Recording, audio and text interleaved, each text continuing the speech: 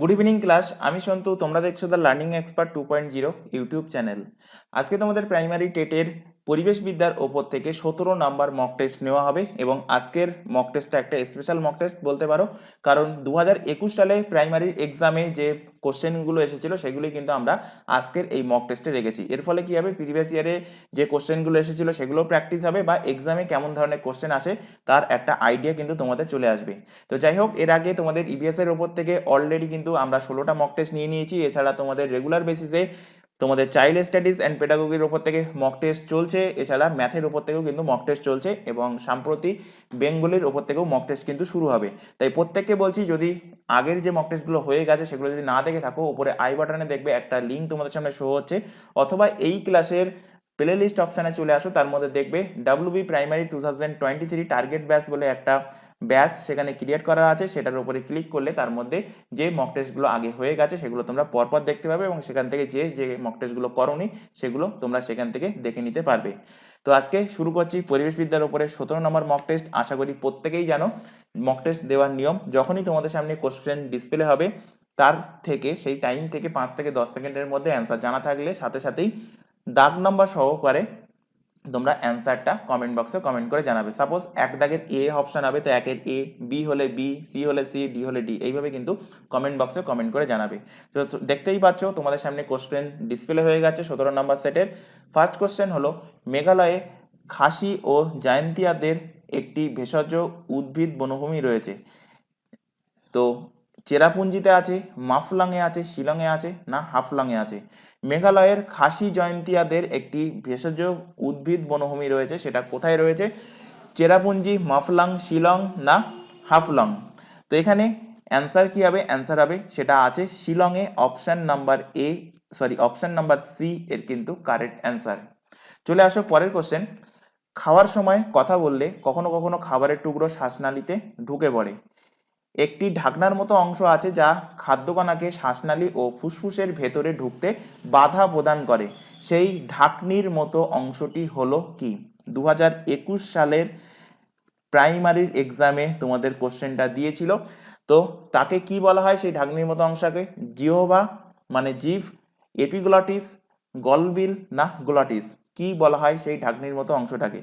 তো যারা এই চ্যানেল থেকে বায়োলজির ফাউন্ডেশন ব্যাচ করেছো তাদের ক্ষেত্রে কিন্তু ইজি লাগবে, কারণ সেখানে কিন্তু ডিটেলসে ছবি এঁকে কিন্তু বোঝানো হয়েছিল। তো অ্যান্সার কি হবে? অ্যান্সার হবে এপিগ্লটিস। অপশন নাম্বার বি এর কিন্তু সঠিক অ্যান্সার। যেটা আমরা যখন খাবার খাই সেই খাবার খাওয়ার সময় শ্বাসনালী এবং খাদ্যনালীর মাঝখানে থাকে এবং খাবারটা যাতে খাদ্যনালীতে প্রবেশ করতে পারে সেই কারণে কিন্তু এই এপিগ্লটিসটা সেখানে কাজ করে। কিভাবে কাজ করে ডিটেলসে বায়োলজি ফাউন্ডেশন ব্যাচে পড়ানো হয়েছে, সেখান থেকে তোমরা দেখে নেবে। চলে আসো পরের কোশ্চেনে। এসআই পদ্ধতির মোট একক হলো?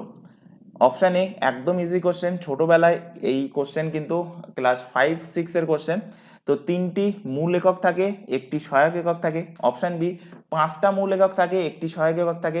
অপশান নাম্বার সি 7টা মূল একক থাকে এবং 2টো সহায়ক একক থাকে, না অপশান নাম্বার ডি 7টি মূল একক এবং 7টি সহায়ক একক থাকে?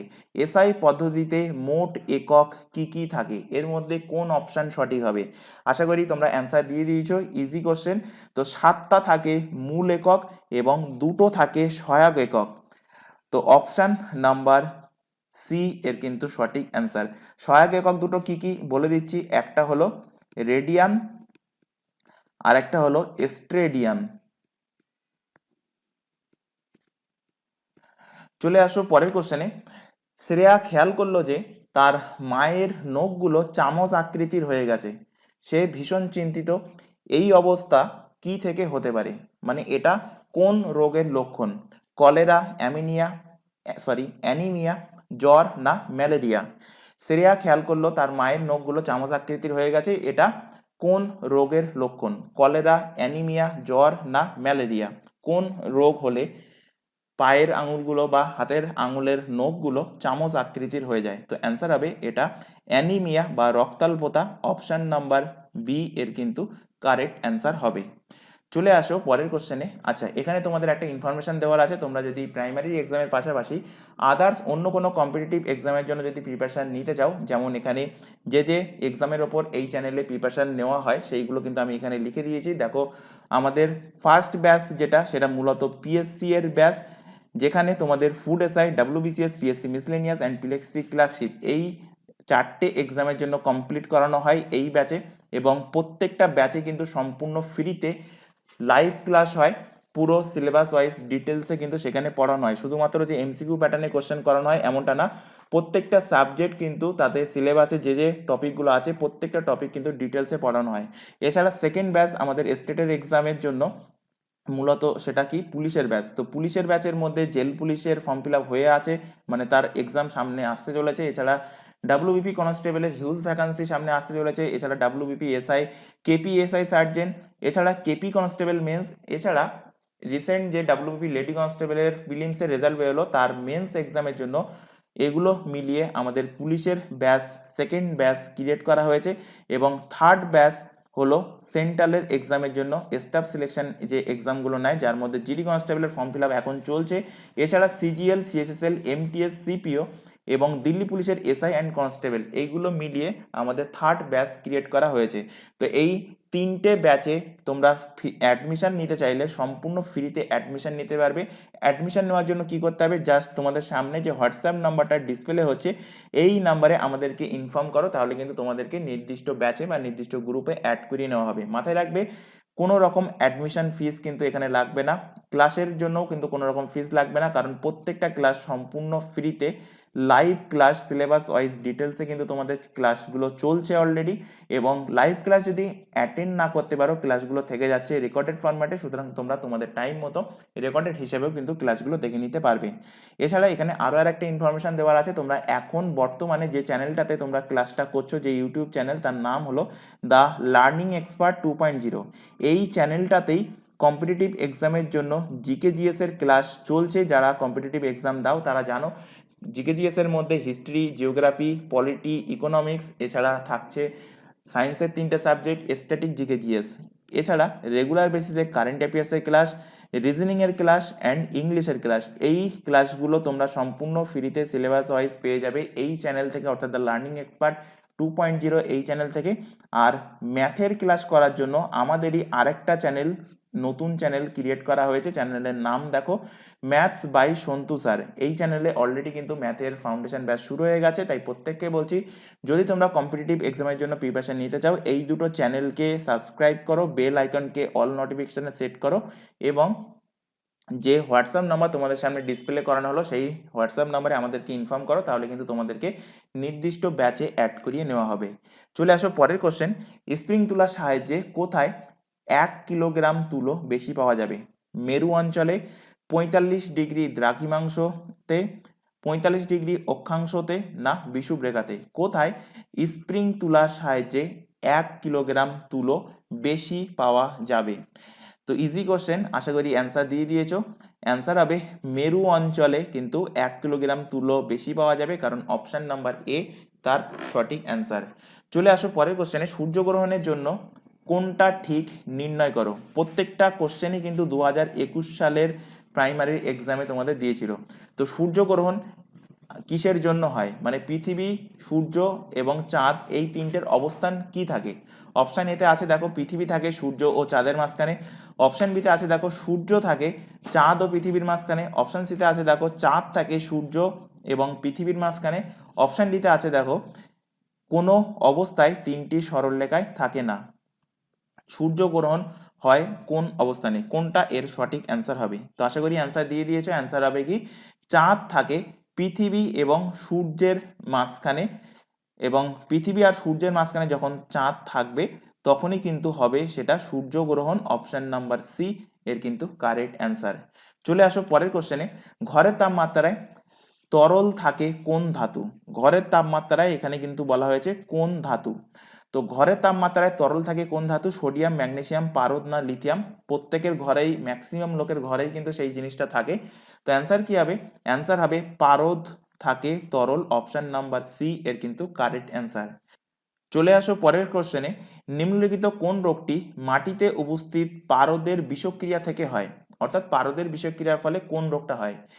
ইটাই রোগ, মিনামাটা রোগ, ডিসলেক্সিয়া না অ্যালবিনিজম? কোন রোগটা এর মধ্যে পারদের বিষক্রিয়ার ফলে হয়? তো একদম ইজি কোশ্চেন, এবং এই কোশ্চেনটা এর আগের যে মক টেস্টগুলো হয়ে গেছে তার মধ্যেও কিন্তু আমি করিয়েছিলাম। অ্যান্সার হবে মিনামাটা রোগ, অপশন নাম্বার বি এর কিন্তু সঠিক অ্যান্সার। এটা হয় কিসের জন্য? এটা হয় ক্যাডমিয়ামের জন্য।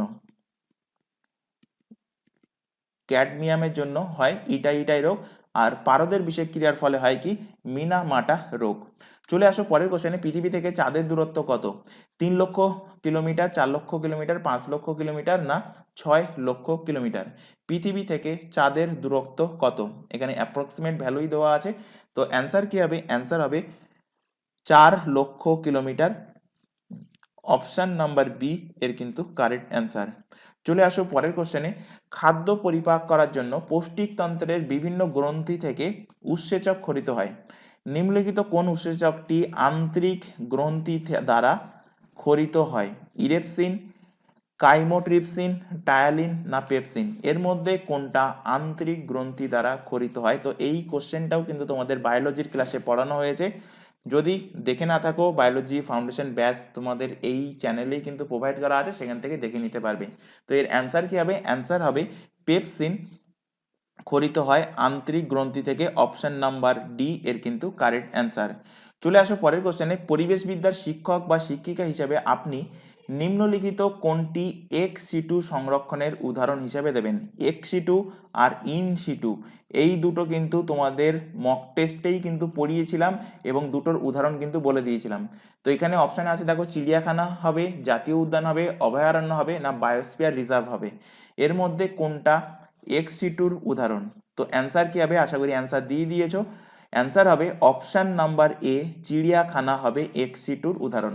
এখানে আরো আরেকবার বলে দিচ্ছি, এক্স সিটু মানে কি?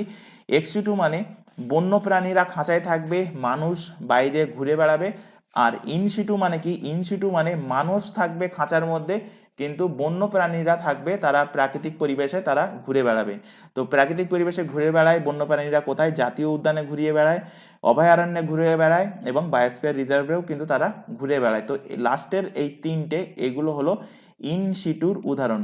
আর এক্স সিটু কি বললাম? এক্স সিটুতে প্রাণী থাকবে খাঁচার মধ্যে, যেমন চিড়িয়াখানায় গেলে আমরা দেখি প্রাণীরা খাঁচার মধ্যে থাকে, এবং মানুষ কিন্তু প্রাকৃতিক পরিবেশে ঘুরে বেড়ায়। তো x situ R in situ কি জিনিস ক্লিয়ার করতে পেরেছি আশা করি। চলে আসো পরের কোশ্চেনে, মৃত্তিকার উর্বরা শক্তি বজায় রাখতে এবং মৃত্তিকা দূষণ নিয়ন্ত্রণ করতে কোনটা সর্বাধিক কাম্য?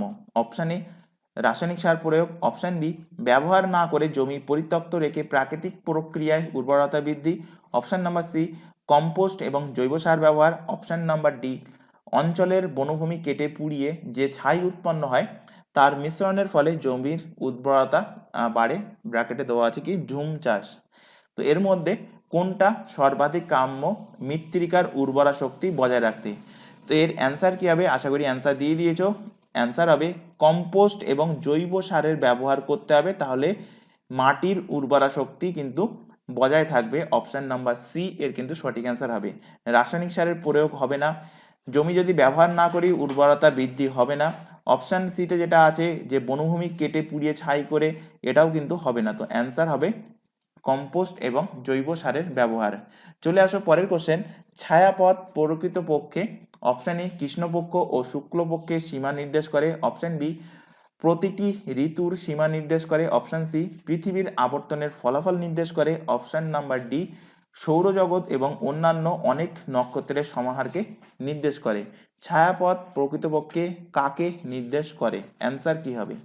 তো আশা করি অ্যান্সার তোমরা দিয়ে দিয়েছো। অ্যান্সার হবে এটা সৌরজগৎ এবং অন্যান্য অনেক নক্ষত্রের সমাহারকে নির্দেশ করে। তো অপশান নাম্বার ডি এর কিন্তু কারেক্ট অ্যান্সার হবে।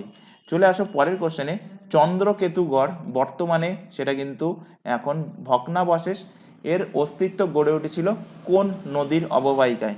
ইছামতি নদীর অববাহিকায়, চূর্ণী নদীর অববাহিকায়, জলঙ্গি নদীর অববাহিকায় না বিদ্যাধরী নদীর অববাহিকায়? কোন নদীর অববাহিকায় চন্দ্রকেতু গড় এর অস্তিত্ব গড়ে উঠেছিল? তো এর অ্যান্সার কি হবে? তো আশা করি অ্যান্সার তোমরা দিয়ে দিয়েছো। অ্যান্সার হবে বিদ্যাধরী নদীর অববাহিকায় চন্দ্রকেতুগড় অবস্থিত ছিল? তো অপশন নাম্বার ডি এর কিন্তু সঠিক অ্যান্সার হবে। চলে আসো পরের কোশ্চেন। আফসানা খাতুন 2009 সালে 14ই মে কেন তৎকালীন রাষ্ট্রপতির শুভেচ্ছা পেয়েছিলেন? আফসানা খাতুন 2009 সালে 14ই মেতে কেন তৎকালীন রাষ্ট্রপতির শুভেচ্ছা পেয়েছিলেন?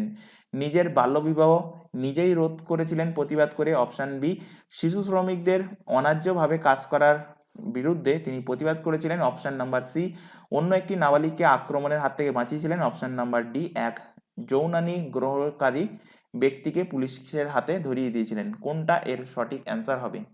তো অ্যান্সার হবে ইনি নিজের বাল্যবিবাহ নিজেই কিন্তু রোধ করেছিলেন নিজে প্রতিবাদ করে। তো অপশন এ কারেক্ট অ্যান্সার। দেখতেই পাচ্ছ এরকম ধরনের কোশ্চেন কিন্তু এক্সামে দেবে 2021 সালের কিন্তু প্রাথমিকের কোশ্চেন।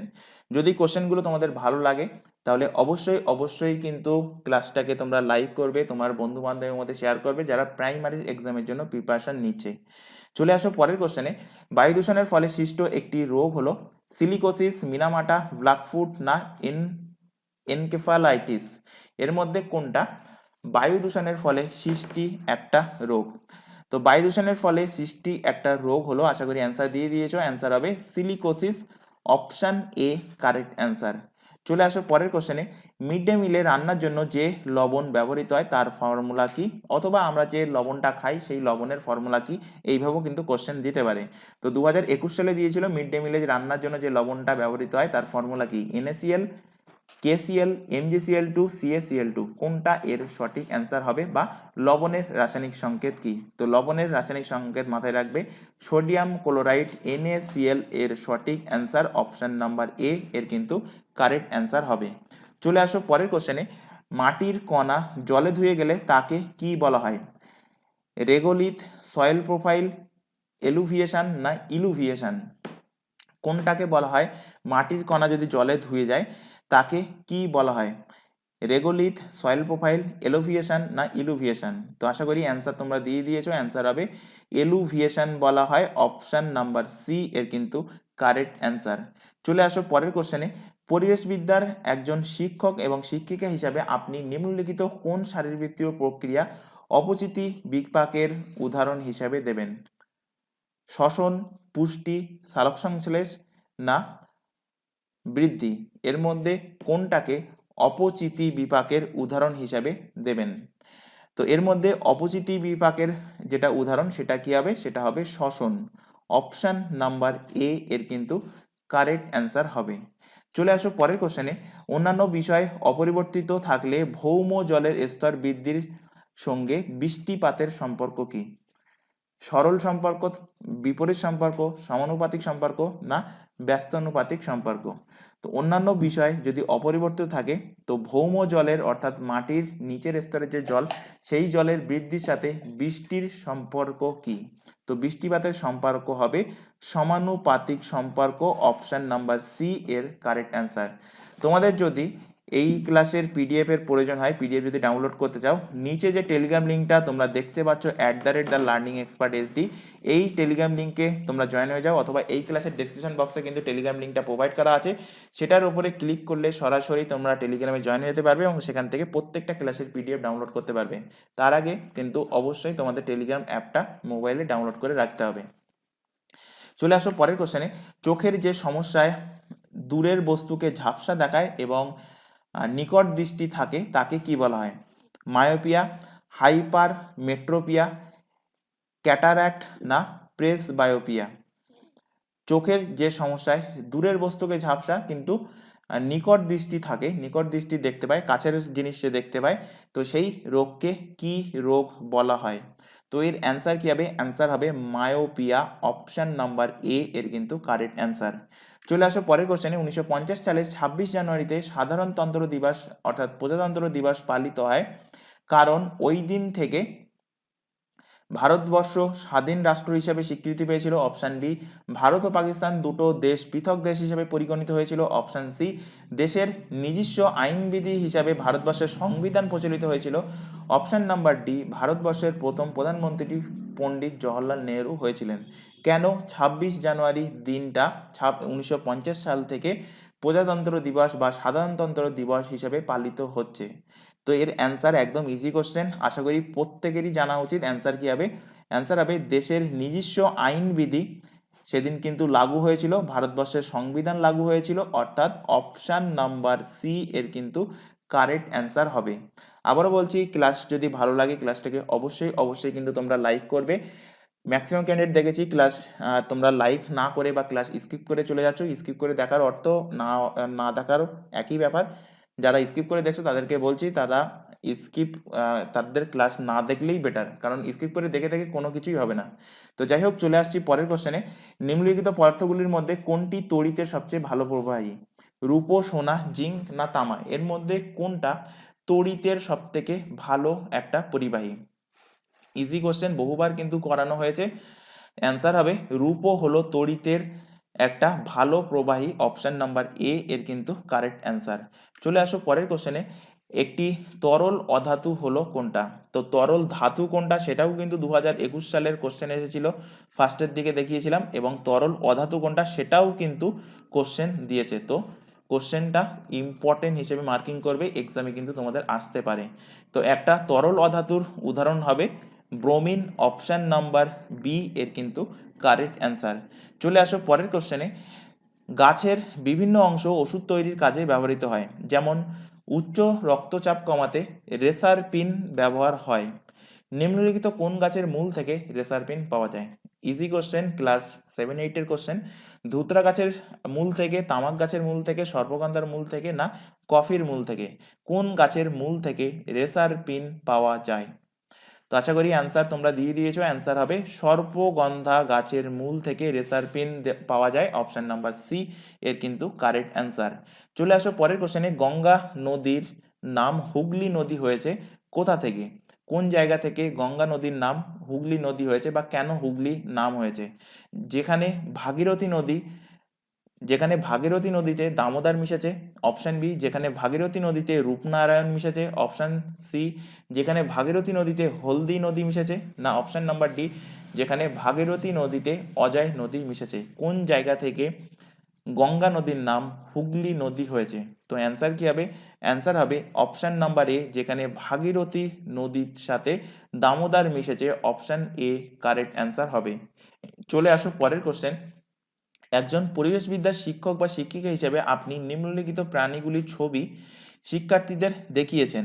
যে 4টে ছবি আছে এখানে, সাইকন, জেলিফিশ, মানে 4টে অপশান আছে, সাইকন, জেলিফিশ, কাটলফিশ অ্যান্ড হাঙর। এই তালিকায় কোন প্রাণীটা অমেরুদণ্ডী নয়, মানে কোনটা মেরুদণ্ডী প্রাণী? ম্যাক্সিমাম ক্যান্ডিডেট ভুল করে, এই নয় যে শব্দটা থাকে এটা কিন্তু মিস করে এবং অ্যান্সার ভুল মার্কিং করে আসে, এটা একটু খেয়াল রাখবে কোশ্চেনে। তো এখানে বলেছে অমেরুদণ্ডী নয়, তো এর মধ্যে মেরুদণ্ডী কোনটা? এই 4টে অপশানের মধ্যে সাইকন মেরুদণ্ডী প্রাণী না, তো সাইকন হবে না, জেলিফিশ হবে না, কাটাল ফিশও হবে না। তো এর মধ্যে মেরুদণ্ডী হলো হাঙর, অপশান নাম্বার ডি এর কিন্তু কারেক্ট অ্যান্সার। চলে আসো পরের কোশ্চেন। রীতা তার ছাত্রদের যক্ষা সম্বন্ধে পড়ালেন। এই রোগের জীবাণু মানবদেহের ফুসফুসের মাধ্যমে প্রবেশ করে। নিম্নলিখিত কোনটা যক্ষা রোগের জীবাণু? Salmonella, option B mycobacterium, option number C ছত্রাক, অপশন নাম্বার ডি ক্লস্ট্রিডিয়াম। এর মধ্যে কোনটি যক্ষা রোগের জীবাণু? তো আশা করি তোমরা অ্যান্সার দিয়ে দিয়েছো, ইজি কোশ্চেন। অ্যান্সার হবে মাইকোব্যাকটেরিয়াম, অপশন নাম্বার বি এর কিন্তু কারেক্ট অ্যান্সার। চলে আসো পরের কোশ্চেনে। পাহাড়ে রান্না হতে বেশি সময় লাগে কেন? কম আর্দ্রতার জন্য, কম চাপের জন্য, উঁচুতে রান্না করতে অসুবিধা হয় বলে, অপশন নাম্বার ডি কম তাপমাত্রার জন্য। কেন পাহাড়ে রান্না করতে বেশি সময় লাগে? যদি জানা না থাকে ম্যাক্সিমাম ক্যান্ডিডেট কম তাপমাত্রার জন্য মেরে আসবে, অ্যান্সার হয়ে যাবে কিন্তু ভুল। তো এর অ্যান্সার কি হবে? অ্যান্সার হবে পাহাড়ে চাপ কম থাকে, অপশন নাম্বার বি এর কিন্তু সঠিক অ্যান্সার হবে। সেই কারণে কিন্তু পাহাড়ে রান্না করতে বেশি টাইম লাগে সমতলের তুলনায়। চলে আসো পরের কোশ্চেনে। কেন পাহাড়ে টেনিস বল সমভূমির তুলনায় বেশি লাফায়? তো এটাই ছিল 2021 সালের এক্সামের কিন্তু লাস্ট কোশ্চেন। অপশন এতে আছে দেখো, বলের ওজন কম বলে, পাহাড়ের ভূমি সমতল নয় বলে, কম অভিকর্ষ বলের জন্য, না বায়ুমণ্ডলীয় অবস্থা বারবার পরিবর্তন হয় বলে। কেন পাহাড়ে টেনিস বল সমভূমির তুলনায় বেশি লাফায়? তো বেশি লাফায় কম অভিঘর্ষ বলের জন্য অপশান নাম্বার সি এর কিন্তু সঠিক অ্যান্সার হবে। তো আশা করি আজকের ক্লাসে যে 30টা কোশ্চেন করানো হলো, এই 30টা কোশ্চেনের দ্বারা প্রিভিয়াস ইয়ারে যে কোশ্চেনগুলো ছিল সেগুলো একবার তোমাদের রিভাইজ হয়ে গেল। এবং ক্লাস যদি ভালো লাগে তাহলে আবারও বলছি, ক্লাসটাকে অবশ্যই তোমরা লাইক করবে, তোমার বন্ধু বান্ধবের মধ্যে শেয়ার করবে যারা প্রাইমারি এক্সামের জন্য প্রিপারেশন নিচ্ছে। তো আজকের ক্লাস এই পর্যন্ত, নেক্সট দেখা হবে পরবর্তী অন্য একটা মক টেস্ট নিয়ে। Thank you.